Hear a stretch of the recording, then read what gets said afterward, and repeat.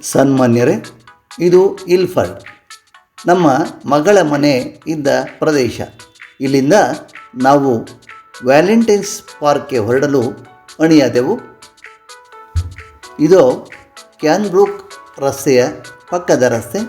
ಈ ರಸ್ತೆಯ ಇಕ್ಕೆಲಗಳಲ್ಲೂ ಒಂದೇ ತೆರನಾದ ಮನೆಗಳನ್ನು ಕಂಡು ಆಶ್ಚರ್ಯಚಕಿತರಾದೆವು. ಮನೆಯ ಮುಂಭಾಗದಲ್ಲೇ ಕಾರುಗಳನ್ನು ಸಹ ನಿಲ್ಲಿಸಿದ್ದರು. ವಿಶಾಲವಾದ ರಸ್ತೆಯ ಇಕ್ಕೆಲಗಳಲ್ಲೂ ಸಹ ಗಿಡ ಮರಗಳಿಂದ ಕಂಗೊಳಿಸುತ್ತಿತ್ತು. ಆ ಗಿಡ ಮರಗಳು ಹೂಗಳಿಂದ ತುಂಬಿ ತುಳುಕಾಡುತ್ತಿತ್ತು. ಇದನ್ನೆಲ್ಲ ನೋಡಿಕೊಂಡು ಮುಂದೆ ಸಾಗಿದಾಗ ನಾವು ವ್ಯಾಲೆಂಟೈನ್ಸ್ ಪಾರ್ಕನ್ನು ತಲುಪಿದೆವು. ಅದು ನೋಡಿ, ಇದು ವ್ಯಾಲೆಂಟೈನ್ಸ್ ಪಾರ್ಕ್ 52 ಹೆಕ್ಟೇರ್ ಅಂದರೆ 130 ಎಕರೆ ಪ್ರದೇಶವನ್ನು ಹೊಂದಿದೆ. ಹಾಗೂ ಗ್ರೀನ್ ಫ್ಲಾಗ್ ಪ್ರಶಸ್ತಿ ಸಹ ಈ ಉದ್ಯಾನವನಕ್ಕೆ ಲಭ್ಯವಾಗಿದೆ.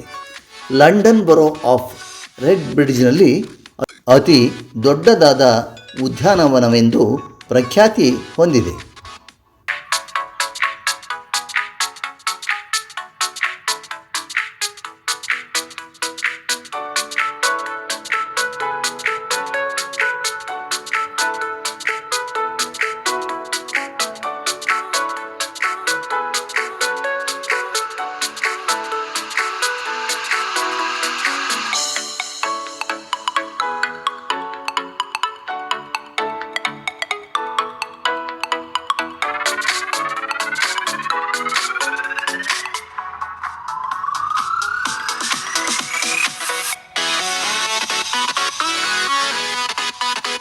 ನಾವು ಡಿಸೆಂಬರ್ನಲ್ಲಿ ಈ ಪ್ರದೇಶಕ್ಕೆ ಆಗಮಿಸಿದ್ದಾಗ ಈ ಸರೋವರವೆಲ್ಲ ಹೆಪ್ಪುಗಟ್ಟಿತ್ತು.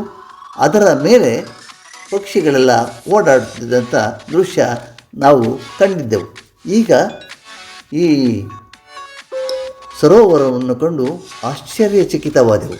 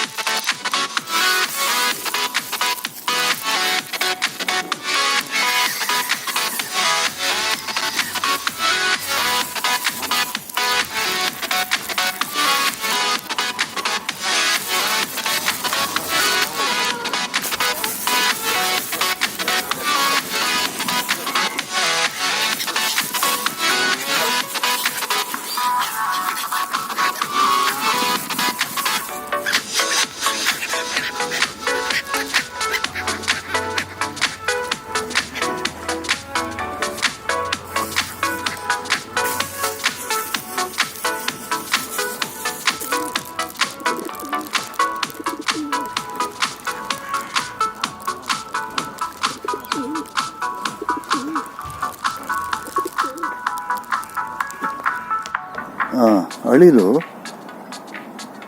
ಮೀನ ಕೈಯಿಂದ ಕಡಲೆ ಬೀಜವನ್ನು ತಿನ್ನುತ್ತಿದೆ.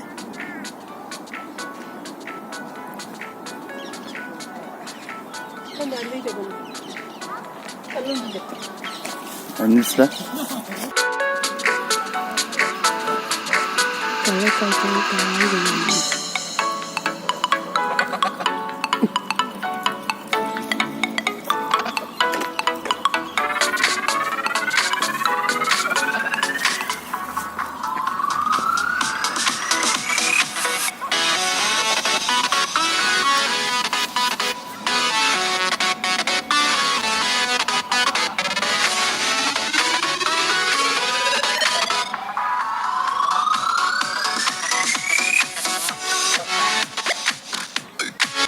ವ್ಯಾಲೆಂಟೈನ್ಸ್ ಪಾರ್ಕ್ ಅಲಂಕಾರಿಕ ಉದ್ಯಾನಗಳು, ಕೆಫೆ ಮತ್ತು ವ್ಯಾಪಕವಾದ ಕ್ರೀಡಾ ಸೌಲಭ್ಯಗಳ ವೈಶಿಷ್ಟ್ಯಗಳೊಂದಿಗೆ ಇದು ಒಂದು ರಮಣೀಯ ಸ್ಥಳವಾಗಿದೆ.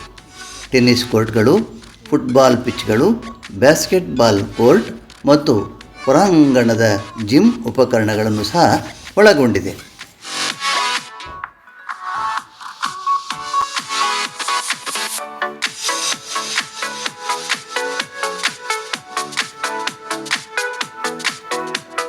ಜನಪ್ರಿಯ ಮಕ್ಕಳ ಆಟದ ಮೈದಾನಗಳು ಮತ್ತು ದೋಣಿ ವಿಹಾರ ಸ್ಥಳವನ್ನು ಸಹ ಒಳಗೊಂಡು ಕುಟುಂಬ ವಿಹಾರಕ್ಕೆ ಹೇಳಿ ಮಾಡಿಸಿದ ತಾಣವಾಗಿದೆ.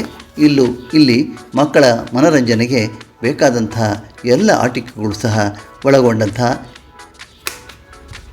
ಉದ್ಯಾನವನ ಈ ವ್ಯಾಲೆಂಟೈನ್ಸ್ ಪಾರ್ಕ್.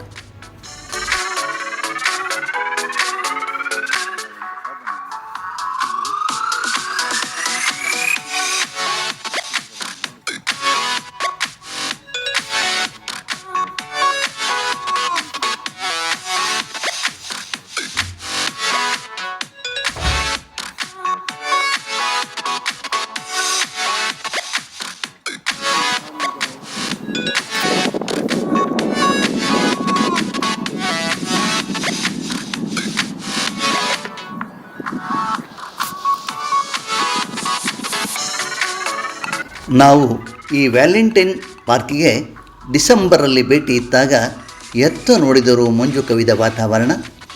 ಗಿಡಗಳ ಮೇಲೆಲ್ಲ ಮಂಜೆ, ನೆಲದ ಮೇಲೆಲ್ಲ ಹುಲ್ಲು ಹಾಸಿನ ಮೇಲೆ ಹುಲ್ಲು ಹಾಸು ಕಾಣದಂತೆ ಮಂಜು ಕವಿದಿತ್ತು.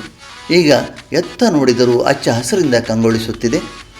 ಗಿಡಗಳ ತುಂಬೆಲ್ಲ ಹೂಗಳು, ನೆಲದ ಮೇಲೆಲ್ಲ ಹಲವಾರು ಬಗೆಯ ಹೂಗಳನ್ನು ತುಂಬಿಕೊಂಡು ನವ ವಧುವಿನಂತೆ ಕಂಗೊಳಿಸುತ್ತಿದೆ ಈ ವ್ಯಾಲೆಂಟೈನ್ ಪಾರ್ಕ್. ಅಂದಿಗೂ ಇಂದಿಗೂ ಬಹು ವ್ಯತ್ಯಾಸವಾಗಿ ಕಂಡು ನಮ್ಮ ಮನಸ್ಸಿಗೆ ಆನಂದ ನೀಡುವಂತಿದೆ.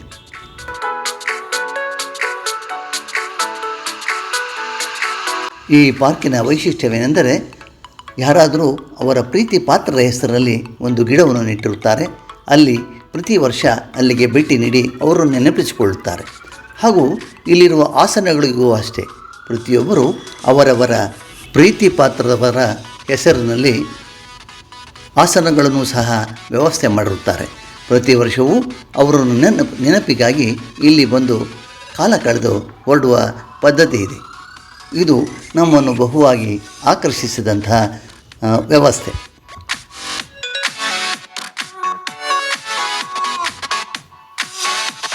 ಪಾರ್ಕಿನ ಸುತ್ತೆಲ್ಲ ಹುಲ್ಲು ಹಾಸು, ಎತ್ತ ನೋಡಿದರೂ ಸಹ ಹಚ್ಚ ಹಸಿರಿನ ಹುಲ್ಲು ಹಾಸನ್ನು ಕಂಡು ಆನಂದವಾಯಿತು. ಅದು ನೋಡಿ, ಬಾನಲ್ಲಿ ಸೂರ್ಯ ಮುಳುಗುವ ಸಮಯ, ಸಂಜೆಯಾಯಿತು. ಅಲ್ಲಿಂದ ನಾವು ನಮ್ಮ ಇಲ್ಫರ್ಡ್ ನೆಡೆಗೆ ಹೆಜ್ಜೆ ಹಾಕುತ್ತಾ ಮುನ್ನಡೆದೆವು. ರವಿಯ ಅಸ್ತಮಾನ ಆಗುಂಬೆಯಲ್ಲಿ ಕಂಡಂತೆ ಭಾಸವಾಯಿತು. ಇದನ್ನೆಲ್ಲ ವೀಕ್ಷಿಸುತ್ತಾ ಅಲ್ಲಿಂದ ನಾವು ಇಲ್ಫರ್ಡ್ ನೆಡೆಗೆ ಹೊರಟೆವು.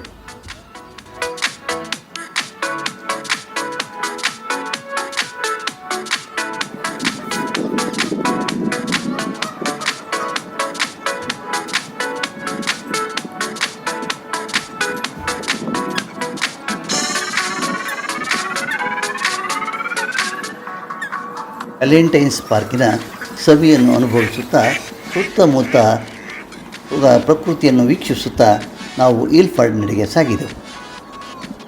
ರಮಣೀಯ ದೃಶ್ಯಗಳನ್ನು ವೀಕ್ಷಿಸುತ್ತಾ ನಾವು ಇಲ್ಫರ್ಡ್ ನೆಡೆಗೆ ಬಂದು ತಲುಪಿದೆವು. ಧನ್ಯವಾದಗಳು. ನಿಮ್ಮ ಸುಜ್ಞಾನ ಪ್ರಿಯ ಮಾ ಸುರೇಶ್ ಬಾಬು.